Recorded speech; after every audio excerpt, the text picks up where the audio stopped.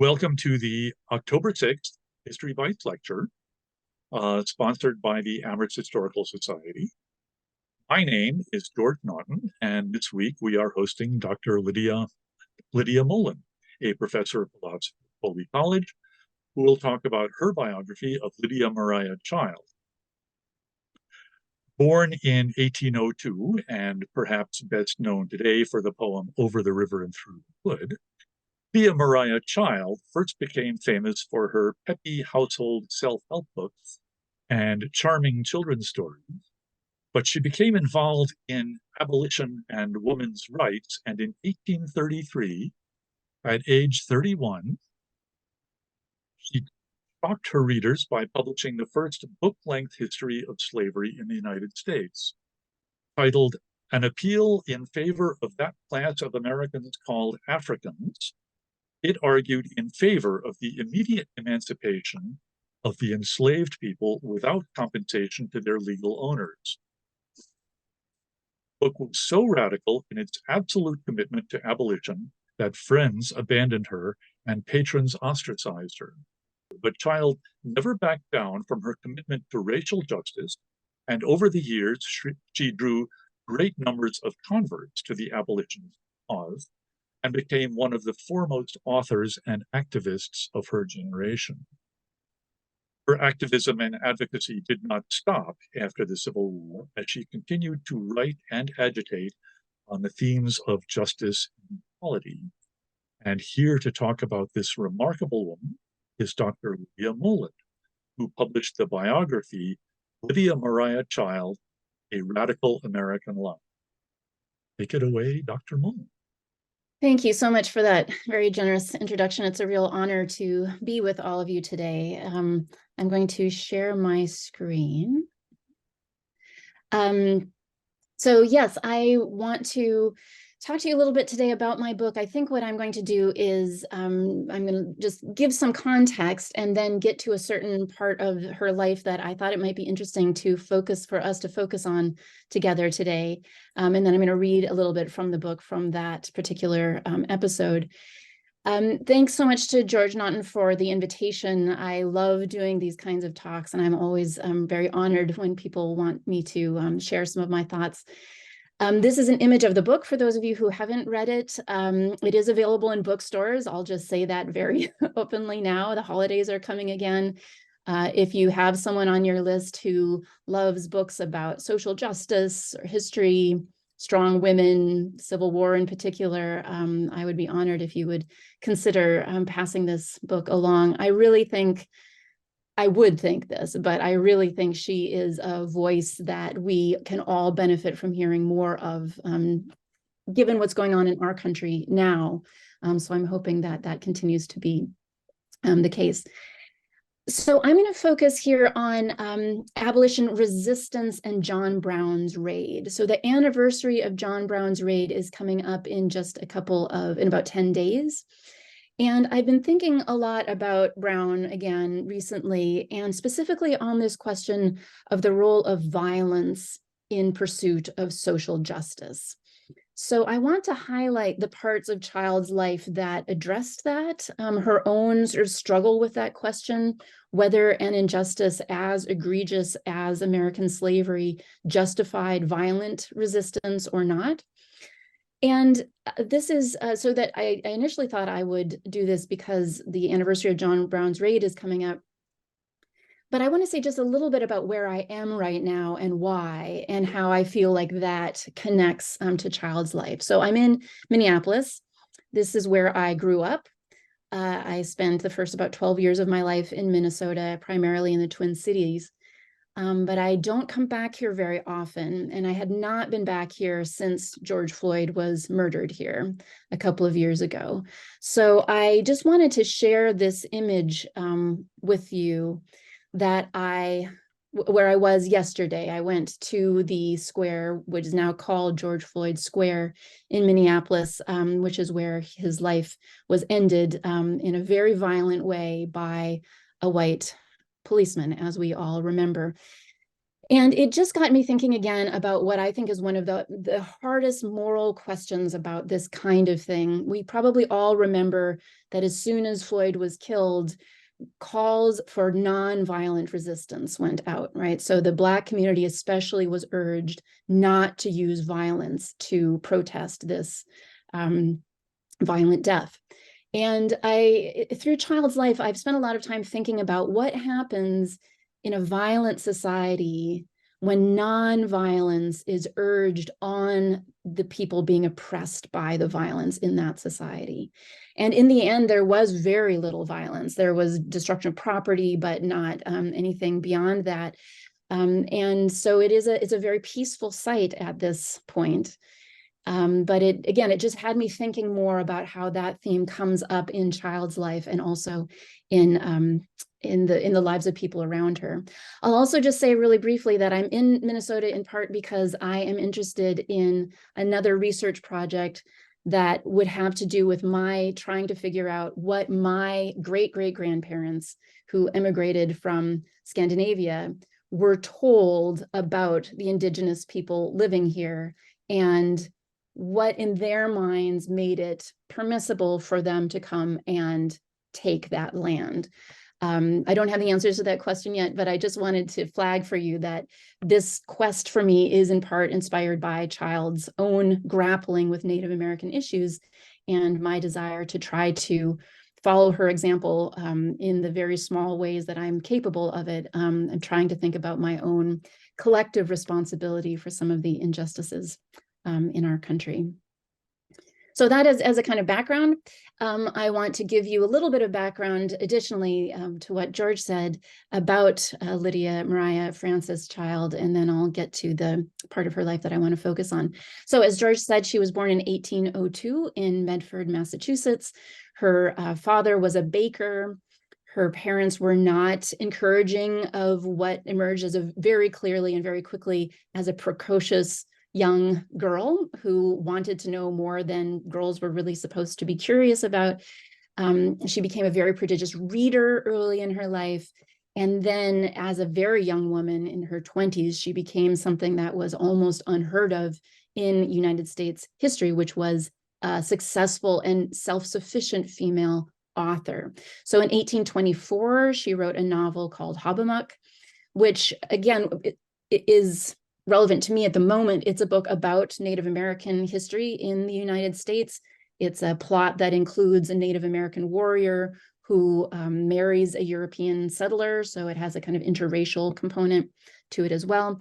The book was very controversial, but it was also very popular, and it launched her from being a working class woman to being the kind of darling of Boston society. I think in part because she was so unexpected, a woman who was writing not just children's novels, but adult novels that had these very controversial themes in them. So she became, for a time anyway, kind of celebrated in Boston high society. She very quickly wrote another novel called The Rebels, and then in 1826 started editing what was one of the first periodicals for children in the United States called the Juvenile Miscellany. And this was just a wonderfully fun collection of stories and poems, puzzles, games that was specifically geared towards how she thought American children should be educated and raised. So in and of themselves, these volumes are just fascinating glimpses into someone who wanted to shape Americans' characters, who already really had ideas about how this real first generation of children who were fully American citizens should be raised to think about themselves and their history. There were already stories in the Juvenile Miscellany about slavery and about Native Americans. So she was very intent very early on Americans being honest with themselves about what was going on with those groups. In 1828, she married someone named David Lee Child, who was himself a journalist and a politician. He'd also been a freedom fighter in Europe. So he was also someone who literally charged headlong at injustice when he saw it. And then in 1829, she wrote a book called The American Frugal Housewife, dedicated to those who are not ashamed of economy, which was one of the United States' first kind of self-help books. It was a cookbook, but it also had house cleaning tips and tips about how to address the kinds of illnesses that would have been typical in society at the time. And part of what I love about this book is it's also interspersed with very explicit political philosophizing. So there are passages where kind of in the middle of a recipe, she'll suddenly say, what is necessary for Americans to continue being committed to principles of democracy and not becoming an aristocracy again. So that's another interesting moment where she took a genre and pushed it in a social justice direction, much, I think, to her readers' occasional confusion. And then in 1830, she met a man named William Lloyd Garrison, whom some of you will recognize as one of the most famous white abolitionists in Boston. So Garrison himself had come to Boston shortly before this time with the explicit intent of starting an abolitionist newspaper built on the abolitionist work already being done by Black abolitionists in Boston. So people like David Walker and Mariah Stewart, who had already been writing and advocating for abolition in Boston. It's so important for us to be clear about what a radical position abolitionism was in Boston at this point. So, as George said, abolitionism was the commitment to the immediate end of slavery, not gradually, not after the next generation, not after enslaved people turn 25 or 45 or whatever, but immediate and without compensation to their enslavers. Your average Bostonian was horrified by this idea, both because nobody knew what that would do to the United States economy, but also because nobody knew what would happen to the, at that point, 2.5 million Africans and their descendants who were enslaved in the South. And your average Boston abolitionist did not like the idea of Black people coming to Boston as free citizens and wanting to be involved in American society. So there were many people who were against slavery, many more who didn't care about slavery, but very few who actually thought it should end immediately and without concern for the consequences. One other thing to emphasize about Garrison is that he was very explicitly what they called a non-resistant abolitionist, which meant that he did not think that force of any kind should be used even to try to end slavery. So he didn't even think politics should be used. He thought that only moral persuasion should be used to convince Americans, white Americans, in their hearts and minds that slavery was an evil and needed to be eradicated. So he was very against the idea that any kind of violence would do what was necessary at the core of the problem, which was to eradicate white prejudice. So in 1830, he met Child. He sought her out as someone he thought might be helpful to the cause, and he converted her. And I always share this, this quote, which is the way she reports his effect on her. I was then all absorbed in poetry and painting, soaring aloft on psyche wings into the ethereal regions of mysticism. Garrison got hold of the strings of my conscience and pulled me into reforms. It is of no use to imagine what might have been had I never met him. Old dreams vanished, old associates departed, and all things became new. I could not otherwise, so help me God. So in the 3 years after her conversion to abolitionism, Child had to decide what she could offer the cause. And she was not only convinced by Garrison's clear arguments that slavery was evil, she was convinced by his conviction that it could only be fought non-violently. So she immediately started asking herself, what talents and skills do I have that I can dedicate to the cause that will continue its non-violent trajectory? So the first thing she did was write this book called An Appeal in Favor of That Class of Americans Called Africans. So there's the frontispiece there, and you can see on the right of your screen also an illustration that she used of the kinds of torture devices that were used on enslaved people, including the way they were put in the holds of slave ships at the bottom there. This was a book that departed radically from everything a woman was supposed to do. So it talked about politics. It had a chapter on economics, a chapter on history, 2 chapters on the moral character of Africans and their descendants and their intellectual character, all a kind of fire hose of argumentation that all of the justifications, religious, economic, political, that had been used to allow slavery to continue, that all of them were corrupt. And she ended with a chapter in which she directly accused Northerners of supporting slavery, not just economically, also politically, and also just through their racism. So she called her neighbors out for being racist. She said, I hear you saying things on the streets. I see the way you treat Black people in your churches. I see the way you kick them out of your schools. And if it were not for our prejudice, then the South would have no leg to stand on and slavery would end. As you can imagine, this is not what your average Bostonian wanted to hear.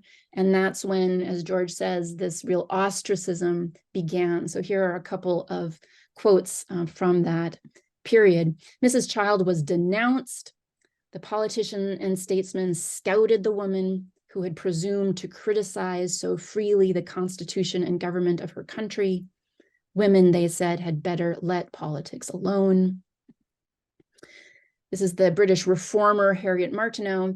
Mrs. Child was a lady of whom society was exceedingly proud before she published her appeal, and to whom society has been extremely contemptuous ever since. Her works were bought with avidity before, but fell into sudden oblivion. So at this point, Child and her husband essentially lost their income. They certainly lost all of their social capital, and they spent really the rest of their lives fairly impoverished. So at a certain point, it became clear that her book wasn't enough. And many of Garrison's efforts and other people's efforts were not enough. And non-resistant abolitionists became convinced that other modes of resistance were required. Again, non-resistant, but still resistance. So, and those of you who are in the Amherst area, I hope know this story, that the Childs then moved from Boston to Northampton to farm sugar beets as an attempt to undermine the sugarcane trade that was built on enslaved labor. So the hope was if they could make sugar out of beets, people would stop buying sugarcane sugar, and the economic power of enslavement would end. As you can see there on the right, David Lee Child even won an award for this. Unfortunately, that did not prevent him from going bankrupt. And this scheme, unfortunately, failed, but it was another way in which the non-resistance of the movement was supposed to be supported. Another episode in her life, she moved then from Northampton to New York City to edit the National Anti-Slavery Standard, which was the journal of the American Anti-Slavery Society. As you see there, she was the editor and her husband was nominally her co-editor. She was also the first woman to do anything like this, to edit a weekly political journal. She did that for a couple of years until infighting within the abolitionist movement drove her out.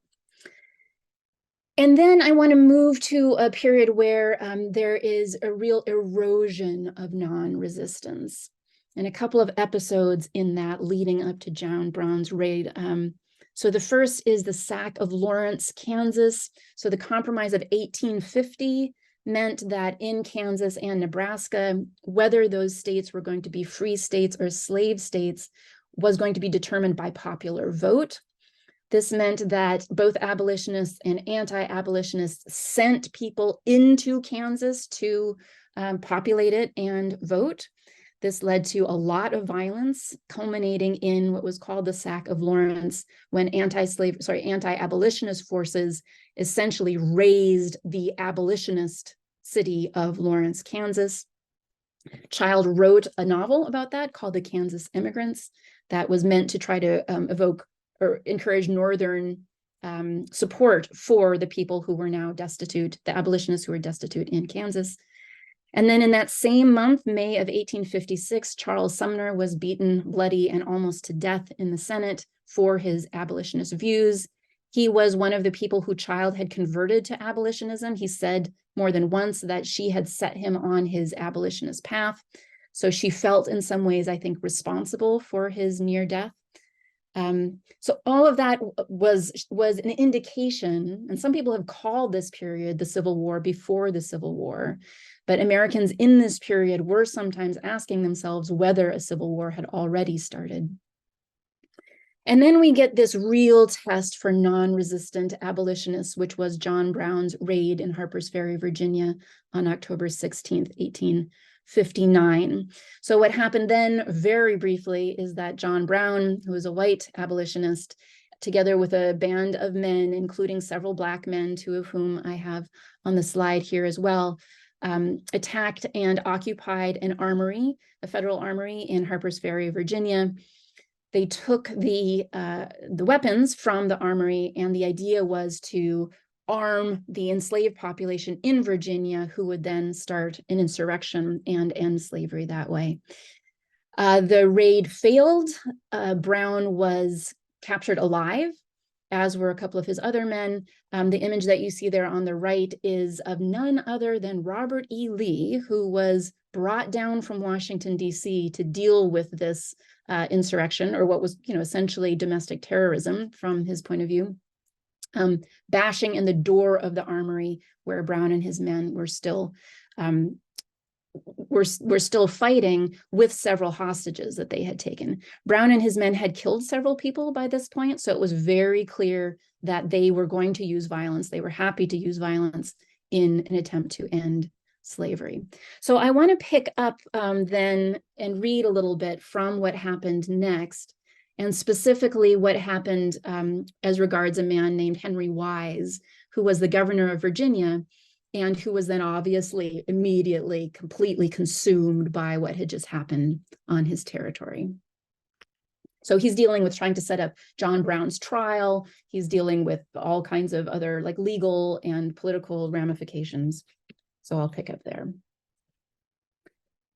Governor Wise was also deluged with letters, some demanding that Brown be immediately shot, others pleading for his pardon. Still others, coming from medical schools, began bargaining for use of the Black men's bodies after their hangings. In the midst of everything, Wise took the time to read a letter that arrived from Wayland, Massachusetts. Governor Wise, the letter read, enclosed is a letter to Captain John Brown. Will you have the kindness, after reading it yourself, to transmit it to the prisoner? Perhaps the governor scanned the letter to see who would be making such a request. At the bottom of the paper, he would have found the answer in careful, clear writing. The letter was signed, yours respectfully, Lydia Maria Child. Did he recognize her name? Given that she had been notorious in pro-slavery circles for almost 30 years, he might well have. Even if not, the rest of the letter's contents provided plenty of evidence of the kind of interlocutor he was dealing with. I have been for years an uncompromising abolitionist, Child wrote to Wise, but believing in peace principles, I deeply regret the step the old veteran has taken. Even if she rejected Brown's means, she certainly approved of his ends. If I believed our religion justified men in fighting for freedom, I should consider the enslaved everywhere as best entitled to that right, she wrote. But the goal of her letter was not to argue with the governor about slavery. She was writing because she wanted his permission to come to Virginia. John Brown, she continued, needs a mother or sister to dress his wounds and speak soothingly to him. Will you allow me to perform that mission of humanity? Governor Wise must have shaken his head in amazement. No doubt he had always believed the worst of abolitionists, but to see this evidence of their sympathy for Brown must have felt outrageous in a whole new way. To his credit, he nevertheless arranged for the letter to reach Brown. He also took the time to respond to Child's request himself. Why, he somewhat disingenuously asked, should you not be so allowed, madam? Massachusetts and Virginia were not at war, he reminded her. and the Constitution permitted any United States citizen to enter Virginia. If she were concerned for her safety in a state where hostility towards abolitionists was admittedly running high, he gallantly offered, personally ensure her safety. Yes, he would do this even if she were coming to minister to one who whetted knives of butchery for our mothers, sisters, daughters, and babes. He took time to lecture her a little, too. Virginians, he reported, found abolitionists' surprise at Brown's actions absurd. His attempt was a natural consequence of your sympathy, Wise wrote, and the errors of that sympathy ought to make you doubt its virtue from the effect on his conduct. But it is not, the governor magnanimously concluded. Of this I should speak. Satisfied that he had put this misguided fanatic in her place, Wise prepared to mail the letter to the return address in Wayland. Then he apparently had another thought. He made copies of Child's letter together with his own reply. Then he sent them to the press. Meanwhile, Brown's hasty trial was nearing its conclusion. On October 31st, he was found guilty of treason, conspiracy, and murder. 2 days later, he was sentenced to death by hanging. When asked if he had anything to say, Brown found that he did. His words seared themselves into history. Had I so interfered in behalf of the rich, the powerful, the intelligent, the so-called great, or in behalf of any of their friends, every man in this court would have deemed it an act worthy of reward rather than punishment. I believe that to have interfered as I have done, as I have always freely admitted I have done, in behalf of God's despised poor, was no wrong, but right. Brown's justification for his violence was, in his terms, something Child had always deeply admired. It was consistent. If violence was sometimes justified in fighting oppression, the case of enslaved humans in the South was a perfect example of a justified case. And if fighting for one's own liberation was, in such cases, noble, how much more noble was fighting for the liberation of others? Now, Brown continued, if it is deemed necessary that I should forfeit my life for the furtherance of the ends of justice, I submit. So let it be done. During these days, Child received Governor Wise's response. That was surprising enough. Probably Child was vexed by its supercilious tone and high-minded scolding, but what did it matter? Wise had guaranteed her safe travel if Brown wanted her to come, but it seemed that he did not. The incident could have ended there. Instead, the surprises continued. On November 12th, Child was astonished to find both her letter and Wise's letter blazoned in the New York Tribune. Now I imagine Child in a perfect rage. Her letter had been addressed to Wise, intended to be a private affair. The governor had published it without her permission. Her candid personal letter was now open to public scrutiny. Worse, it was paired with a response that dripped with the kind of chivalrous condescension she hated and indulged in the kind of rationalizing she despised. If Governor Wise had intended to infuriate Maria Child, he could not have found a better way to do it. But I don't imagine her enraged for long. Instead, I imagine her quickly realizing that Governor Wise had given her the gift of a very large audience. She would, she swiftly resolved, seize the opportunity to impress some powerful facts on their minds. He had access to the press, but so did she.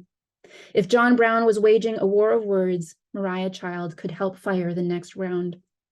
The fact is, I want to shoot the accursed institution from all quarters of the globe, she wrote to a friend. I think from this time till I die, I shall stop firing only long enough to load my guns. On November 19th, an article appeared in the New York Daily Tribune titled Lydia Maria Child's Replies to Governor Wise. It was civil of him, Child's letter to the governor began, to remind her of her constitutional right to visit Virginia. So much for pleasantries. I was also aware of what you omit to mention, viz., that the Constitution has, in reality, been completely and systematically nullified whenever it suited the convenience or policy of the slave power, she wrote. If Wise was not clear as to what those crimes against the Constitution were, she was happy to remind him. There was Southern censorship of anti-slavery publications. There were lynch mobs and corrupt judges. There were unpunished brutalities committed against anyone who happened to have Black, brown, or yellow complexion, she wrote. There were massacres and robberies in Mexico committed to ensure slavery's expansion. Finally, there was the fact that Wise and his fellow Southerners regularly threatened to secede from the Union. With these and a multitude of other examples before your eyes, Child admonished the governor, it would seem as if the less that was said about respect for constitutional obligations at the South, the better. She could put it another way. Did Governor Wise wish to accuse John Brown of treason, robbery, and murder? Brown would have no trouble, Child concluded, finding ample authority for such proceedings in the public declarations of Governor Wise. Child had one more point to make. The people of the North had a very strong attachment to the Union, she conceded, but you have weakened it beyond all power of restoration. Most Northerners would now rejoice to have the slave states fulfill their oft-repeated threat of withdrawal from the Union, she assured Wise. Finally, she quoted Shakespeare at him. Go, gentlemen, she concluded, stand not upon the order of your going, but go at once. Yours, with all due respect, the Tribune's readers read in the letter's final words, Lydia Maria Child. So I'm going to jump over a couple of passages quickly, first to say that that letter by Child to Governor Wise had the effect of prompting another woman named Mariah Jefferson Carr Mason to publish another attack on Child in the press. And that was a letter in which Mason attacked Child's integrity as a Christian, as an American, and as a woman. Mason was, by the way, the great-granddaughter of Thomas Jefferson, so she definitely had a vested interest in this exchange. And the other, and I'll read a little bit of Child's response to that in a moment, but the other thing to know is that in the time between when that letter was published and Child responded, John Brown was executed. And Child went to Boston to participate in some of the commemorations of that event, which again was a very delicate thing for abolitionists, in part because they were on record disapproving of violence, but Brown had used violence. But most abolitionists, even Garrisonians at that point, were at least interested in describing Brown as a martyr to the cause that could also convert others. Okay, so after returning to Boston, from Boston after Brown's death, Child sat down to respond to Mrs. Mason, and this is part of what happened then. What resulted was an 11-page response to Mrs. Mason that distilled Child's 25 years of fighting against slavery into one sustained, scathing argument. There was the incredulity that men calling themselves Christians would rape their female slaves and enslave the children born as a result. There was the mockery of a legal system that allowed only whites to testify and sanctioned moderate punishments from which slaves died. As evidence of the brutality inevitably resulting from one human's holding absolute power over another, Child simply quoted an enslaver advertising an escaped slave. Runaway, a Negro woman and her 2 children. A few days before she went off, I burned her with a hot iron on the left side of her face. I tried to make the letter M. Child left her readers, including Mrs. Mason, to imagine the smell of burning flesh and the desperate physical struggle that had made tracing out a simple letter so difficult. 16 days after Brown's execution, Child wrote to Horace Greeley, publisher of the New York Tribune. I send you a letter from Mrs. Mason. first sent to me, and soon after published in the Virginia papers. Also, my reply to it, she wrote, I want you to publish them both together if you can. Indeed, he could. Soon thereafter, letter of Mrs. Mason and reply of Mrs. Child appeared together in the Tribune. They were quickly copied in newspapers throughout the Free States and blazoned by all manner of anathema in the Southern papers. The Liberator reprinted the letters together with Child's correspondence with both Brown and Wise. The American Anti-Slavery Society then issued the entire set as a 28-page tract. It cost 5 cents. Before long, an astonishing 300,000 copies were in circulation. Child personally sent Mrs. Mason a copy. As far as we know, there was no reply. The pamphlet, now known as Correspondence Between Lydia Maria Child and Governor Wise and Mrs. Mason, had begun as a personal response to another body's pain. It had grown into a searing cry of rage and sorrow, laced with wit and underpinned with sarcasm. In its combination of heartbroken indignation, mournful desperation, fury, and pride, it found an immediate echo. Child returned to Wayland from another trip to Boston to find an avalanche of letters. They arrived from Maine and New Orleans, from Minnesota and Rhode Island, from friends and strangers alike. More than one person saw in Child's correspondence the successor to her appeal in favor of that class of Americans called Africans. Your first book awakened many a soul that had never thought on the subject before, and this letter is doing the same work, wrote one. Child's earlier writings had stirred my heart and aroused my thought, and made me, as you have thousands of others, your debtor, wrote another, concluding simply, I am happy to thank you, as I do most heartily, for what you have done for me. Before this incident began to fade in her readers' minds, there was one more charge Child wanted to make. But it was not a charge against Governor Wise or Mrs. Mason. It was a charge against her sympathetic readers and against herself.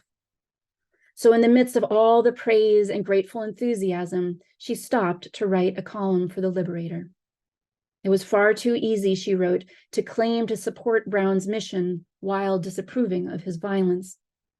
Instead, she admonished, it would be more profitable for us to inquire of ourselves whether we, who believe in a more excellent way, have carried our convictions into practice as faithfully as he did his. And what, again, were those convictions?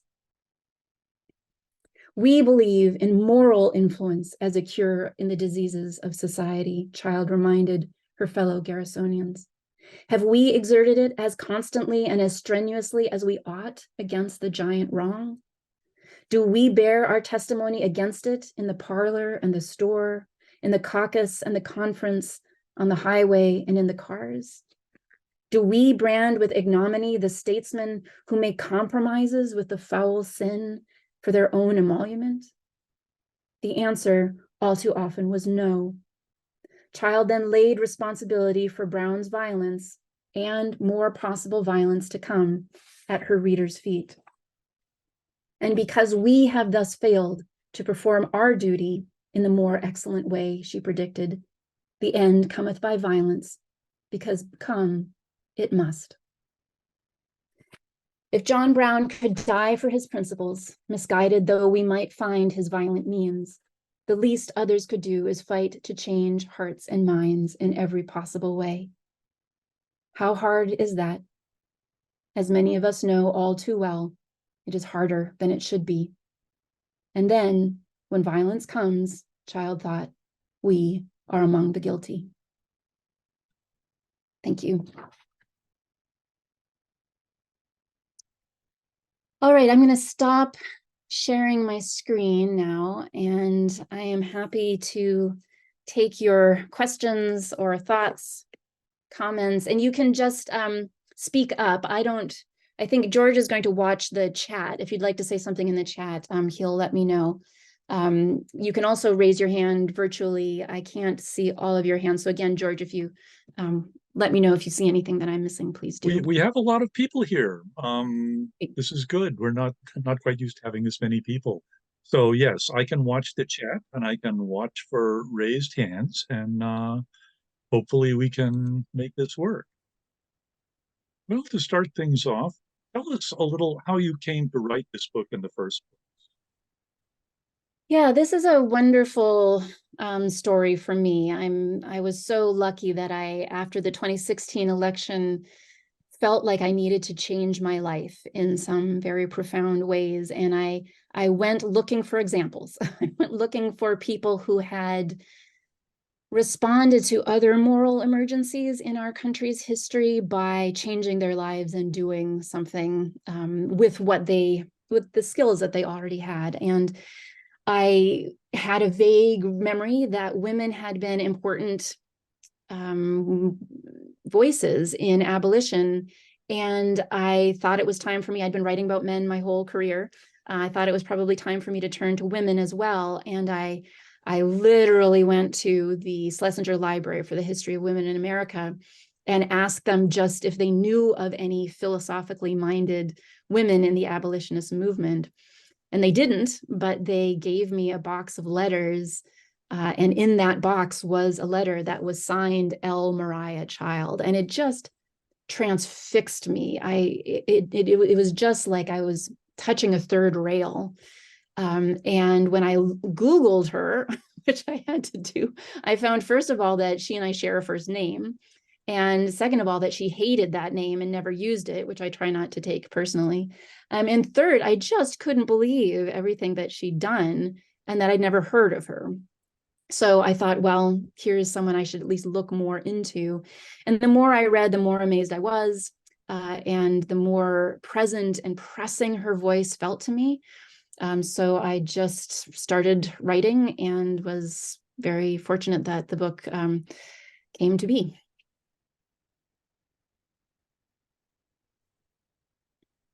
Are there other questions or comments?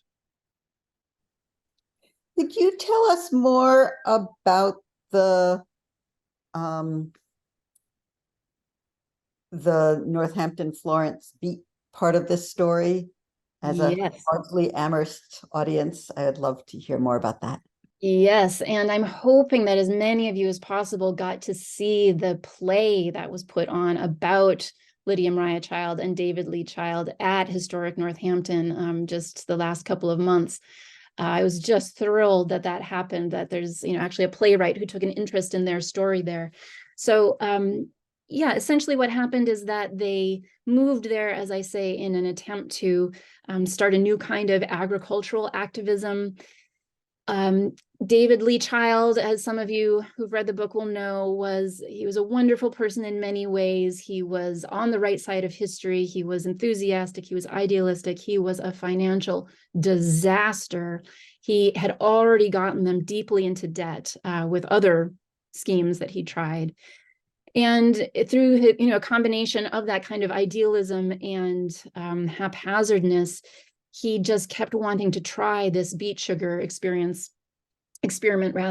and they borrowed more and more and more money to do it. And ultimately, when they went bankrupt, one of the most painful things I encountered in this research was the bankruptcy sale newspaper article, which also listed the copyrights to many of her books for sale.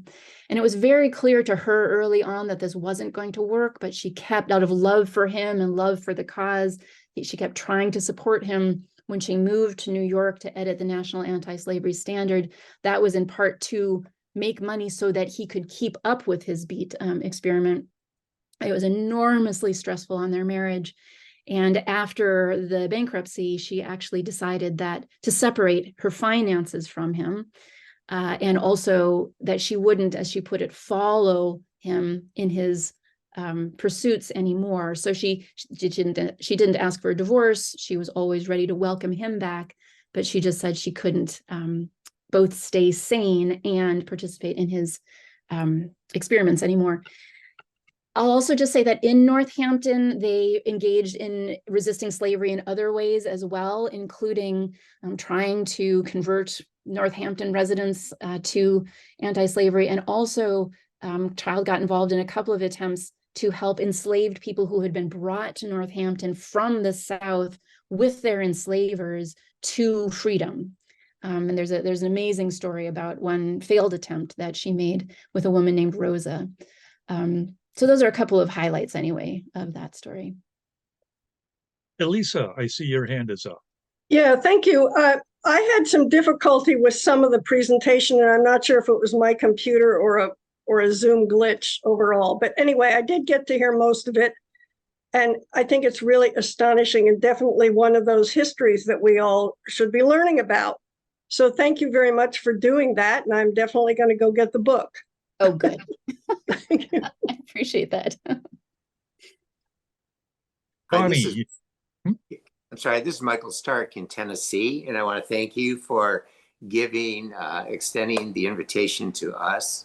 My wife Connie and I are here. We're part of a book club in Sumner County, Gallatin, Tennessee, and read the book a few months ago, and it just piqued our interest of joining. And Professor, compliment you. I was not a history person by far. My favorite book of the book club that we have read. And in November, we're assigned The American Frugal Housewife for discussion. So we're excited about that. I just wanted to comment. I have enjoyed taking a history class here and there at our local community college just for fun. And kudos to our professor, her name is Professor Stella Pierce.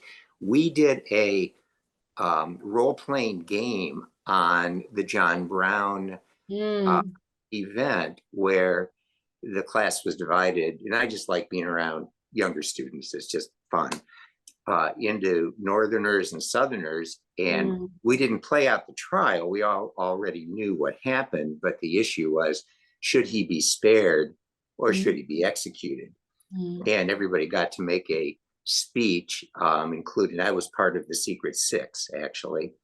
We had somebody who played Governor Wise, and she was terrific, who was the judge of the trial.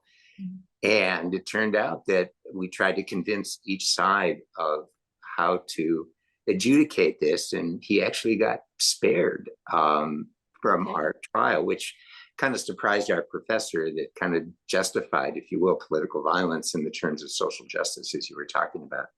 Just a comment, we also read a book recently called The Agitators, which was really focused on Martha Wright, Harriet Tubman, and Frances Seward. And I was kind of surprised that I had never heard of Lydia Maria Child before your book. Now, I've seen her mentioned kind of in passing because she was involved with lots of people in terms of, her quest for women's rights and abolition. So I was just surprised that I had not really heard of her until we read your book. Yeah, well, first of all, thank you so much. And sometimes people ask me, what can I do to help promote your book? Reading groups like book clubs, that is one of my favorite answers. So thank you so much for doing that. And I'm thrilled to be able to speak to some people in Tennessee as well. That's a great anecdote about John. I mean, that is a story that every American should know very intimately, I think. And again, as to the question of why we don't know more about her, there's so many answers to that question. Obviously, sexism is a factor. Obviously, the fact that when she died, Reconstruction was failing and people were tired of hearing from abolitionists. They did not want to hear that racial justice had not been achieved, and Child was not going to let them forget that. So she sort of remained a thorn in especially white Northerners' side all the way through her life. So sometimes people would say to her, "Aren't you glad that you lived to see justice done to Black people?" And she would say, "If I live to see justice done to Black people, I'll be happy." And that was not what her fellow Northerners wanted to hear. But I also think that when she died, she was so wary of the idolization of white abolitionists. So she saw what was being done with Garrison's reputation, for instance. And to be clear, Garrison deserves a lot of credit. But I think she was worried that if white people went around lionizing white abolitionists, the same kinds of patterns were going to start again. And so she gave these brutally Spartan instructions for her own funeral. She didn't want press there. She didn't want flowers there. She didn't want any kind of attention, as opposed again to Garrison, where like the flags flew at half mast, 1,500 people came to his funeral, right? So I think part of why she faded from history was that she was afraid that people would forget the role of Black abolitionists in the abolitionist movement, which is a very complicated legacy for those of us who are trying to make sure people know about her as well. So anyway, thank you for those thoughts. Connie, your hand is up. Yes, thank you so much for the book. It sounds like a wonderful experience researching it, but I'm also struck by the resemblance to Lucy Stone, and I wonder if you found they had any interaction. I mean, or as I understand it, Lucy Stone was a speaker, a public speaker, and much criticized for that in itself. But they both turned to the press in the end. So if you could say a few words. Absolutely. This is another fascinating part of the history. So I should say, just as a preface, that Child got really, what's the right verb? Chewed up and spat out in a way by the question of whether women should be allowed to speak in public, even in the abolitionist movement. So she was very much part of a group of women that were leaders early on in the abolitionist movement. And early on, everyone who was an abolitionist was radical enough that the idea of women speaking in public was also permitted. But as the movement grew and more conservative people got involved, especially conservative clergy, the abolitionists were essentially told, we'll support your movement, but only if you tell the women they have to stop speaking. And Child herself didn't ever want to speak, but she fiercely defended other women's right to speak. So that was a topic that she was very involved in, and again, really wounded by a lot of the infighting around that. The other story about Lucy Stone is that at the end of her life, Child very much supported women's suffrage. She supported initially Elizabeth Cady Stanton and Susan B. Anthony's efforts to get women the vote. But some of you will know that at a certain point, Stanton and Anthony, after being betrayed by many men, including abolitionist men who had assured them that once the 13th Amendment was passed, they would start working on an amendment for women to vote. So many men betrayed Anthony and Elizabeth Cady Stanton on that point. Unfortunately, part of what they did in response was to turn on Black men when it became clear that Black men would get the vote before women would. And especially Elizabeth Cady Stanton used very racist arguments to scare people out of voting for Black men's suffrage in the hopes of getting women's suffrage first. Lucy Stone broke with Stanton and Anthony on that question, and so did Child. So Child at that point very clearly distanced herself from Stanton and Anthony, said she wouldn't support their efforts anymore. She did then explicitly start writing for Lucy Stone's Woman's Journal, and that was what some of her very last publications were in that. So she and Stone were much more allied towards the end of her life than she was with some of the other the other suffragists. Okay, we have a question in the chat from Jennifer Scarlett. Would you discuss Child's views on Lincoln? Yes. This is another part of her story that when I started to learn about, I was just amazed by. So she hated Lincoln at the beginning of his term, just hated him. Some of the most violent imagery in her letters over a 50-year record of correspondence is directed at Lincoln. I mean, she fantasizes that his long, skinny neck looked perfect for hanging. And she says she wishes that a bomb would go off in the White House. I mean, again, this is a nonviolent person. But she was so angry that someone like Lincoln, who had the power to end slavery, wasn't doing it. She just couldn't stand that Lincoln would say he was against slavery and then get into office and very clearly in his State of the Union address say that he was not going to interfere with slavery. She just couldn't stand that. And, so Lincoln was very clear that his job was not to enforce his own moral opinions. So he said he was, he said he was against slavery, although he was still in favor of the white race being superior. He, very clearly said that. He evolved in his opinions about that. But when he was elected, he was very clear about that. And he just said, ending slavery is not my job. My job is to keep the Union together. So he was willing to strike compromise after compromise with the South in a desperate attempt to keep them in the Union, even if that meant that slavery would continue. So when the Civil War started, Child was in this incredibly difficult moral position of being a person opposed to violence, who wanted the war to continue so that Lincoln would be forced to emancipate enslaved people before the war ended.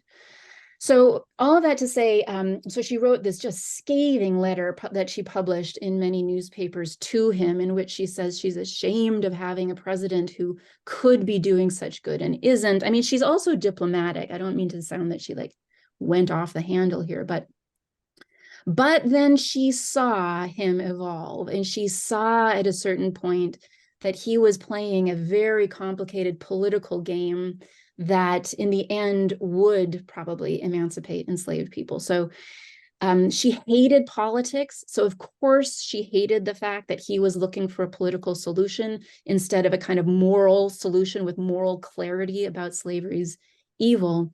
But by the end of his life, she was saying, and I love this, that he was a better president than Americans deserved. And then when he was assassinated, she mourned that, but she also said that maybe this was divine providence's way of getting him out of the way, because she was afraid that he would have been too conciliatory and maybe Andrew Johnson would be better. This is a great example of her getting something wrong. Johnson was, in fact, a total disaster when it came to Reconstruction, and she was very quickly totally disillusioned with him as well. So I think her attitude towards Lincoln was very true to who she was as a reformer, which was she was happy with people if they were fighting enslavement, but she was not going to cut them any slack if they were not using the power that they had to address moral atrocity.